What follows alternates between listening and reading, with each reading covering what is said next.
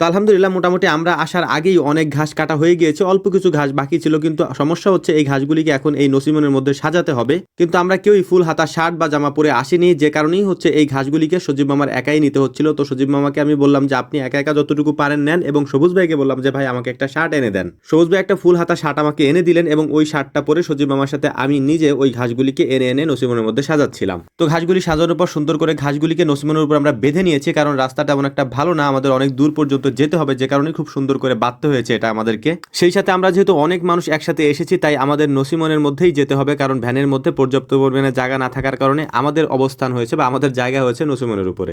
রাস্তা ভালো না থাকার কারণে আমাদের অনেক সমস্যা হচ্ছিল, কারণ এটা যেহেতু একেবারে ফুল লোড দেওয়া, আমাদের এই নসিমনে যতগুলি ঘাস আছে আমাদের প্রায় 1.5 দিন হয়ে যাবে। অর্থাৎ আমরা যদি আমাদের ভ্যান হিসাব করি তাহলে 3 ভ্যানের মতো ঘাস হবে, যেটা আমাদের একদিন আমাদের 2 ভ্যান ঘাস লাগে, এখানে যেহেতু 3 ভ্যানের মতো ঘাস হবে সেক্ষেত্রে আমাদের 1.5 দিন হবে, একদিন এবং আরেক দিনের অর্ধেক পর্যন্ত হয়ে যাবে ইনশাআল্লাহ, আমরা আশা করছি। আলহামদুলিল্লাহ ঘাসগুলিকে আমরা খুব সুন্দরভাবে আনতে পেরেছি, যদিও রাস্তা ভালো ছিল না, আমি বারবারই এই কথা বলতেছিলাম, কারণ রাস্তার অবস্থা খুবই খারাপ, আর এটার মধ্যে দিয়ে এরকম লোড দেওয়া নসিমন নিয়ে আসা খুব কষ্টকর ছিল। তো আসার পর আমরা আগে থেকে প্ল্যান করে রেখেছিলাম যে আসার পর আমরা তাল শ্বাস পারবো আজকে, কারণ হচ্ছে যে অনেকদিন পর্যন্ত দেখতেছিলাম যে তালগুলো একেবারে কালো হয়ে গিয়েছে, মনে করতেছিলাম যে হয়তো শ্বাসগুলো পেকে গিয়েছে। তো পারার পরে দেখলাম যে আলহামদুলিল্লাহ না, পাকেনি, এগুলো আসলে মানে খাওয়ার উপযুক্তই আছে, যদিও আমাদের এখানে এটাকে খুব শক্ত মনে করা হয়, যদিও শহরে এটাকে খুব মানে শহরের মানুষের কাছে এটা নরমই মনে হবে, কিন্তু আমাদের এখানে খুব শক্ত হয়ে যায় আর কি। এখানে পানি পানি যেটা থাকে সেটাই আমাদের এখানে খাওয়া হয়, যেহেতু এখানে পর্যাপ্ত পরিমাণে পাওয়া যায়। তো আলহামদুলিল্লাহ কাটতেছিলাম অনেকগুলি করে, আর আমরা অল্প পেরেছি, যদিও যেটা দেখতে পাচ্ছেন এটা আমাদের জন্য খুবই সীমিত, আমরা কয়েকজনে মিলে এটা পারার কারণে। তো যাই হোক আলহামদুলিল্লাহ আমরা